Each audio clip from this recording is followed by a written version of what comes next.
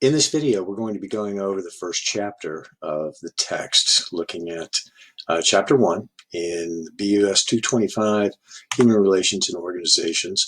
Now, the text is basically broken up into 4 parts. The first part is talking about intrapersonal skills, in other words, the stuff within us. Part 2 is interpersonal, what is it that we do with other people. And then parts 3 and 4 are looking at leadership as far as influence, and then also working with teams. Now, in chapter 1, we're looking at understanding behavior, just an overview as far as that's concerned. Chapter 2, looking at personality and stress and things like this. And then chapter 3, looking at attitudes and our self-concepts. So looking at chapter 1, some of the key points there. First of all, there's an assessment, a self-assessment in the text that you want to do. It's called Assessing Your Human Relations Abilities and Skills. Go ahead and do it, and then just hang on to it. We'll go back to it again at the end of the semester.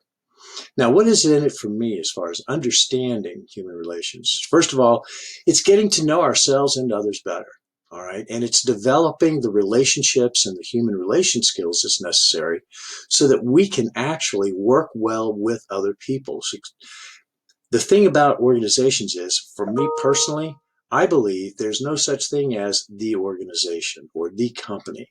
It's all people. And it's all people that actually do the things, because the company does nothing. People do everything. And the more that we can understand how we work, how others work, how we can work together, the better off we're going to be. Now, there's several common myths when we start talking about human relations. First of all, technical skills are more important than people skills. Not necessarily so. And the reason for that is because technical skills can be trained. Organizations are looking for people who can get along and work with other folks. Another myth, oh, it's just all common sense. Well, you know what? You can learn some things as far as how to work with other people. And when they start talking about leadership, they start talking about how leaders are born and not made. Not necessarily so. I think everybody can be a leader.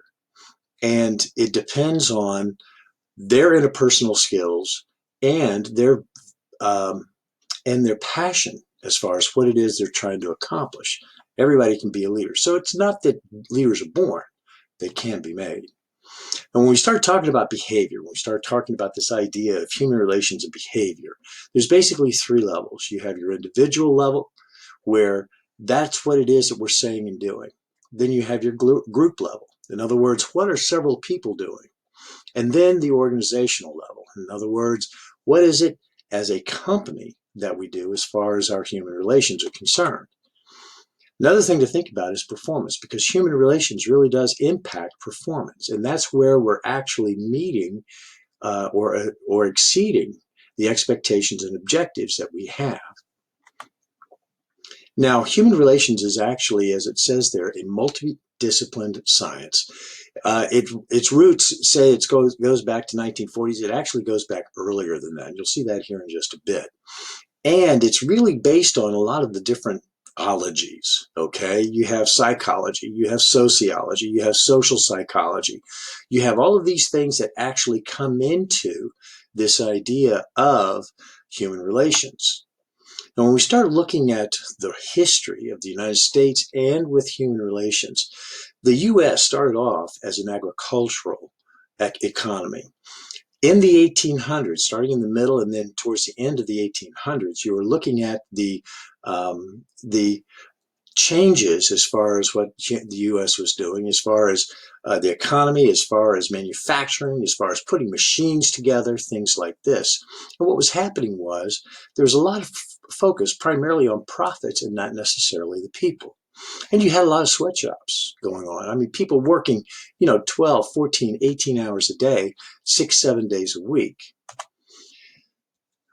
Back in the late 1800s, Frederick Taylor, who was the father of scientific management, actually did a bunch of research trying to find what's the best way to get things done. How is it that we can reduce our costs in order to get things accomplished that are necessary? And he assumed that everybody was motivated by money at the time. You also had Robert Owen, who was going on at about the same time, and he was actually very people-oriented. He was saying that people would, if you paid them better, You gave them better working conditions, profit would come. And one of the things that he got into was the idea of child labor. He said, you know what, children should not be working. And so he refused to hire anybody under the age of 11. All right. Then in the 20s, you had Elton Mayo, who is known as the father of human relations. He put together what was called the Hawthorne Studies. This was a series of 3 studies that went on over multiple years at the Hawthorne plant in Cicero, Illinois, outside of Chicago. And one of the things that they found in doing their research and everything, so they were trying to find how can we improve our throughput and our efficiencies and things like that. And what they found was they made a change to the human relations, and that was really a huge learning. And it was from there that whole idea of human relations came about. In the 30s, you also had the rise of unions. You can thank unions for the working conditions, the pay, and the hours that you have now. It was because of them that they really did push more of the people side as far as how organizations work. Then you had a bunch of research that was done. We'll talk more about this when we hit leadership at Ohio State and Michigan, looking at various management philosophies, and Peter Drucker coming up with his management by objectives, or MBO. We'll talk more about that a little bit later on. In the 60s, everything got real touchy-feely with sensitivity training and, asking people, how do you feel about that? How can you get in touch with yourself and things like this? In the 70s, it became much more of a science. It became more along the lines of what's called organizational behavior. In the 80s, we were having our lunch eaten by Japan. And the quality movement came out from that, trying to find, okay, so what is it that Japan's doing that we're not? How are they actually eating our lunch in the markets? And they found that there were a lot of things from the quality aspect that was making a difference. And then in the 80s, you had Peters and Waterman, who wrote a seminal book called In Search of Excellence, identified what it was that was really making a successful organization. And then in the 90s, we got much more into the whole idea of employee participation and people developing and designing their own jobs and things. Now, we have some real issues and some real challenges here in the 21st century. First of all, there's that whole idea of globalization. The world's getting smaller. Because of technology, because of transportation and things, we can get things back and forth between various countries much more easily. You also have that idea of diversity, because more and more people are moving to these different countries and things. You're getting much more diversity in the workplace. You also had that whole idea of learning and knowledge. How can we capture the learning and pass that knowledge along to other folks? Also, the idea of ethics, as far as what is it that we're doing that's the right thing? And then a lot of crises that are coming about, such as 9/11, or what we're living through today, right now as I'm making the video, COVID-19, and some of the things that are happening there. And so one of the things we need to start thinking about is how we can develop and improve our human relation skills. It starts with knowing ourselves and understanding why we behave the way we do and why others behave the way they do. The thing is, as it says here, knowing's not enough. We also have to be able to apply what it is that we learn. We actually have to be able to use it. One of the things that a lot of companies and a lot of people are getting into is that whole idea of happiness and happy workers. A happy worker is a profitable company and things like that. But people say, okay, so what do we really mean by happiness? And so that's something that a lot of people have to think about for themselves. I mean, first of all, each of us have to define what happiness and what success is for each of us. One of the things to think about, if you're going to be successful in business, you have to be thinking about how likable am I? If you think about it, we deal with people all the time. There's some people that we like and some people that we don't particularly care for. The thing is, those who are likable, the ones that others look up to, the ones that others like to be around, are the ones who get the promotions, who get the opportunities that others may not. If you want to improve your likability, some of the things to think about: be optimistic. What is it that you're doing? Thinking about the good side of things, being positive with other folks. This whole idea of praising and encouraging others is really, really important.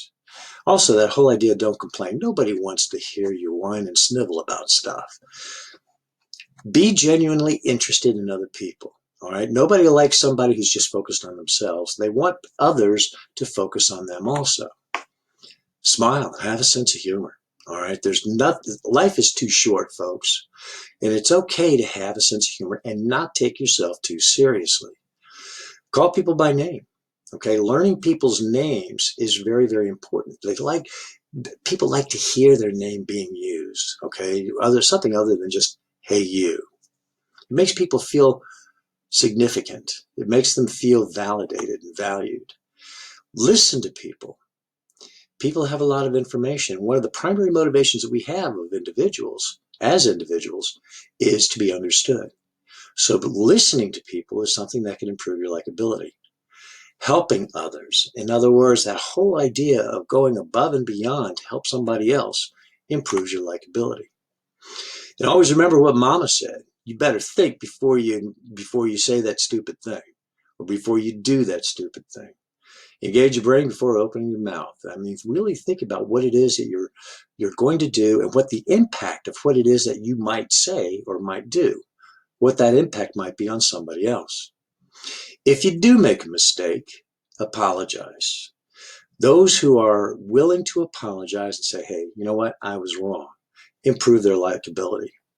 And also finding ways to create those win-win situations. In other words, where everyone wins and does something well. And one of the things to think about as you go through and work with other people and the whole idea of human relations is how to handle problems. As it says here, nothing's perfect, okay? You're always going to have problems that are out there. For most organizations, the reason why they hire people is to solve problems. If the company didn't have problems, they wouldn't hire anybody. So if you think about some of the problems you might run into, there are three approaches. You can change the other person. That's not likely to happen. We can't change somebody else. Maybe we can change the situation. In other words, we just leave that situation. Or one of the things we can do is change ourselves. We need to be willing to really look inside and see what it is that we're doing, what it is that we may be doing that may be beneficial or something that may be hurting someone else. And in increasing our own happiness, some of the things to think about is think about the cues that are going on around you. And when you see something going on, take that cue to run with some of the new habits that might be beneficial. Think about developing a routine with those new habits. And then also rewarding some sort of change. In other words, here you are, you've been working on something, you focus on that, and you get to a point where it's like, yes, I have gotten this done. Reward yourself somehow. These are some key points from Chapter 1. If you have questions, give me a shout.